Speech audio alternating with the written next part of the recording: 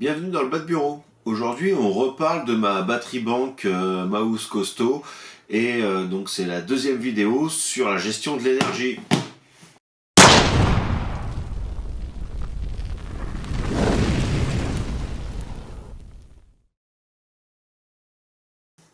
Donc ma vidéo que je vous mets en lien ici, elle a quand même fait un petit buzz, ce soit sur Facebook ou avec les pages ou sur certains forums.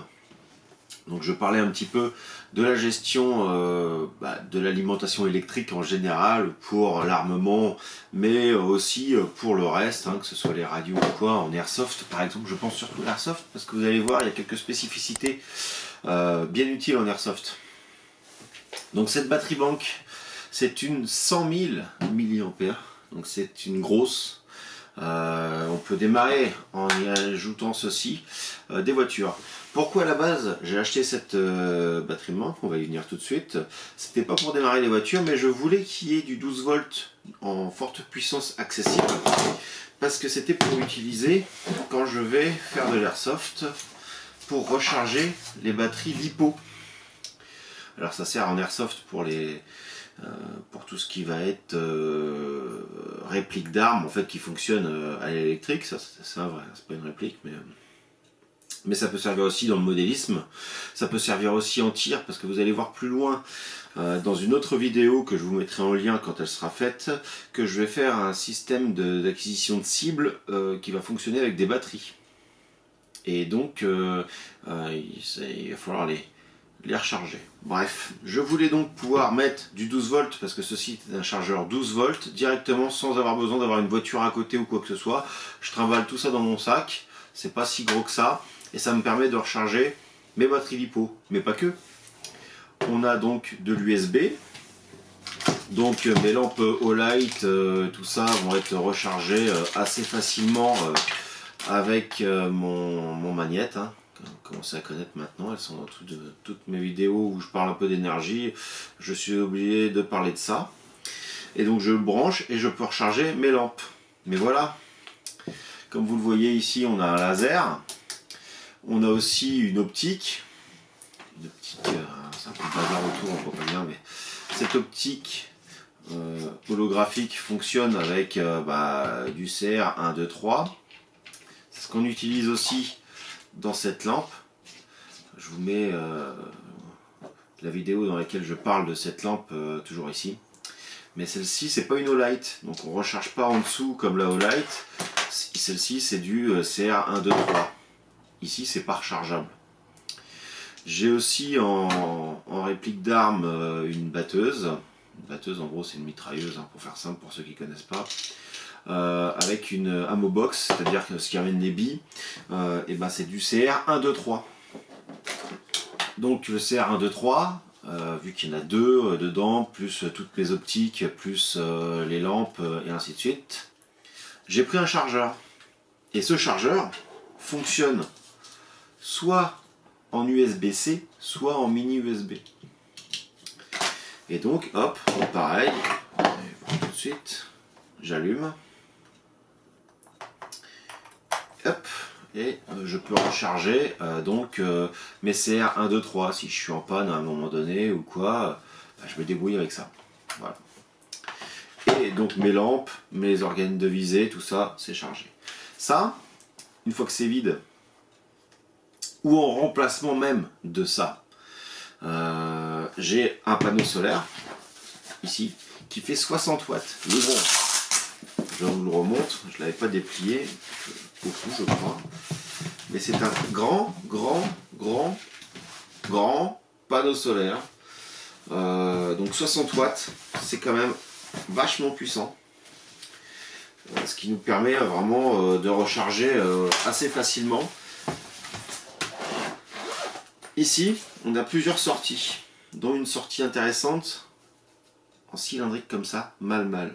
C'est le même principe qu'on a aussi sur ça.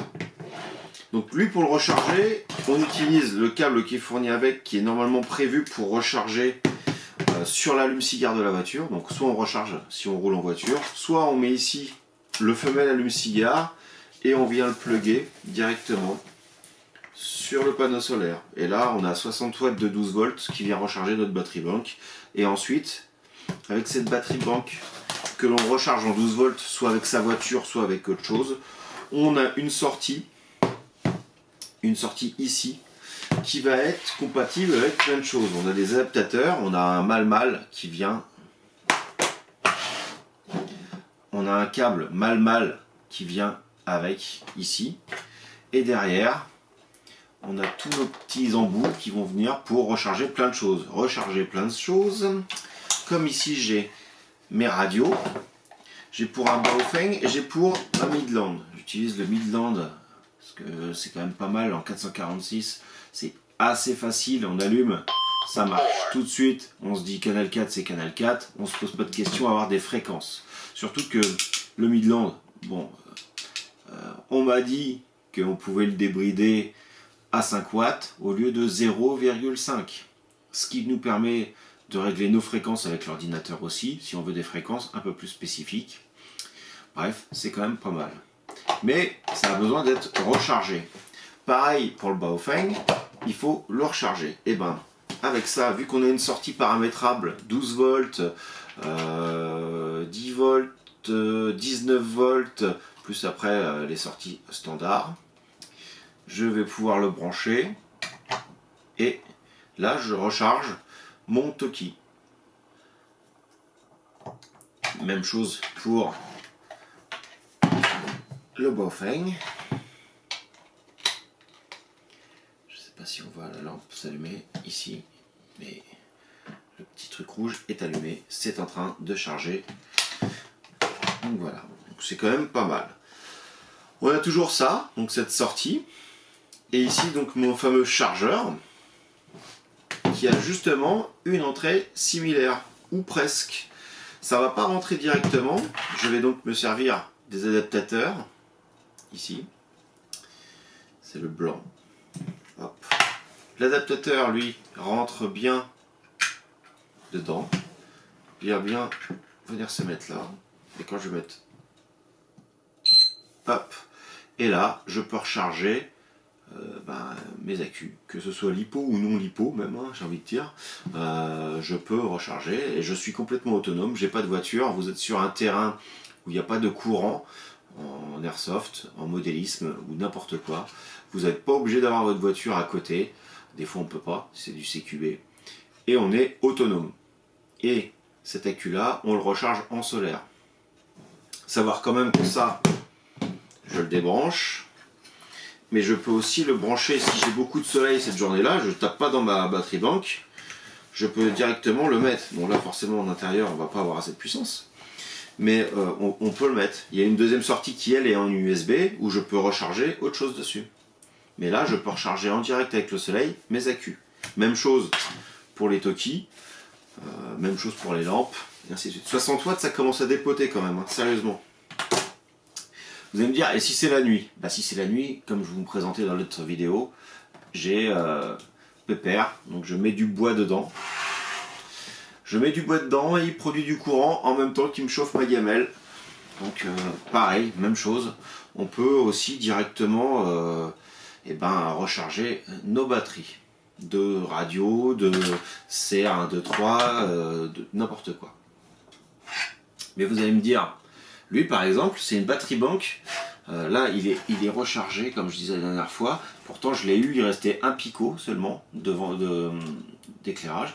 Et donc, on a une sortie ici, USB. Mais l'USB, je vois beaucoup de gens qui me parlent de Baofeng UV5R, mais on voudrait un qui se recharge sur l'USB, c'est pas bien, machin, tout ça. Regardez bien. Donc, c'est les chargeurs qui sont livrés avec. Ici le Midland, ici le Baofeng. Et dans ma petite boîte à malice, avec toutes sortes de câbles, j'aime bien quand c'est un peu rangé quand même. Ici et là, on a un adaptateur qui va nous faire de l'USB. Le problème c'est les contre-jours avec du noir. Voilà. Ici, on a un adaptateur qui va nous faire de l'USB à 9 volts. En gros, il fait monter la tension. Et ici, on a la même chose. Dessus, c'est marqué 12. C'est-à-dire qu'il va me prendre le 5 volts qui est là, Alors ça consomme un peu plus de courant fatalement parce que pour pouvoir transformer tout ça, il va y avoir une consommation d'énergie supplémentaire. Ça coince, voilà. J'allume. Et par exemple, mon Midland, vous pouvez voir qu'il charge. Et il doit charger en 12 et pas en 5 volts. Ça marche aussi pour le Baofeng. Directement, hein. Vous remarquez, je rallume, hop, et là, on y est. C'est-à-dire que sur une batterie banque ridicule, celle-là elle est grosse, elle est costaud en plus, hein, c'est pas une petite batterie banque, ça marche. Parce que là, vous remarquez qu'il n'y a pas de feu dedans. Donc je n'utilise pas l'effet Peltier, c'est vraiment juste la batterie que je suis en train de vider pour recharger mon Talkie-Walkie. Je vais vous chercher une autre petite batterie banque. Ça marche aussi avec une bébé batterie banque comme ça, directement. On va le plugger. Hop. Et je recharge mon Baofeng. En fait, on recharge ce qu'on veut en 12 volts. Ici, on recharge ce qu'on veut en 9 ou 10 volts. Voilà, ça existe. Et puis là, donc voilà. Ça nous évite d'avoir besoin de prendre un spécifique qui va avoir la prise USB qui vont te vendre encore plus cher et ainsi de suite et ainsi de suite, de devoir recharger avec directement ton panneau solaire ou quoi. C'est pour ça que je voulais absolument un maximum de choses en USB, car le USB, une fois que tu as chargé ta batterie, que ce soit une grosse, que ce soit une moins grosse, et ben tu peux le retransformer dans ce que tu veux. Même chose pour donc le feu, hein. On le retransforme en courant et ensuite avec ça on alimente ce que l'on veut. Les panneaux solaires, donc il y a les gros 60 watts, mais il y a des plus petits aussi qui sont prévus normalement pour charger des voitures. C'est des 18 watts. Alors ils sont pas pliables, rien, ça peut se mettre sur un sac à dos. Vous remarquez encore que c'est toujours les mêmes embouts qui vont bien. C'est prévu pour charger, donc on peut mettre ça dans l'allume-cigare de la voiture, pas ce coup-ci pour prendre du courant, mais pour réinjecter du courant dans la batterie de la voiture. Et le câble qui vient avec. Si on a un accessoire qui fonctionne avec un allume-cigare, on a aussi ce câble-là qui transforme l'alimentation du panneau solaire en allume-cigare banal 12 volts. Donc vous aurez compris un peu la polyvalence du système USB qui favorise vraiment l'utilisation de tout ça parce que j'ai quand même des batteries pour un usage immédiat, j'ai envie de dire. J'ai un peu comme là, en dépannage, j'ai du Duracell. Ça je le stocke et quand j'en ai besoin, tout de suite ça va marcher, je vais pas me poser de questions. Mais dans le côté prévoyance, je pense que c'est bien aussi d'avoir des petits chargeurs comme ça. Parce que par exemple, je sais que moi en une journée j'en bouffe 2. Quand on voit le prix d'une CR 1, 2, 3, c'est intéressant de recharger hein, pour faire de l'airsoft par exemple. Ou de l'entraînement. Tu vas t'entraîner avec ton pompe dans un stand qui te permet de faire du déplacement ou quoi. Tu veux ta lampe, tu veux ton laser. Là, c'est pas un état d'urgence. Tu as le temps de te préparer, de recharger tes accus. Et donc, tu peux en avoir. Si tu as beaucoup de choses en accus, tu peux même tout le temps les avoir en maintien de charge. Et comme ça, tu as toujours des accus de charge. Ça, c'est un peu à vous d'organiser. Là, pour le coup, je pense que j'ai été quand même pas mal loin. Si vous avez des questions par rapport à la gestion de l'énergie et ma façon de voir, parce que ça, attention, je dis pas que j'ai la science infuse, hein, c'est ma façon de gérer l'énergie. Maintenant, je pense que c'est une assez bonne façon. J'ai peut-être oublié quelque chose. Il y a peut-être quelque chose que je ne peux pas recharger en USB.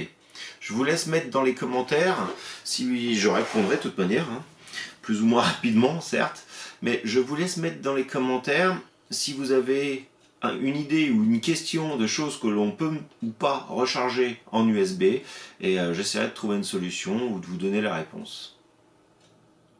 Merci d'avoir regardé la vidéo, à bientôt. N'hésitez pas à partager cette vidéo sur les réseaux sociaux, hein, parce que c'est le partage qui fait aussi monter, qui nous fait monter dans le classement de l'algorithme YouTube.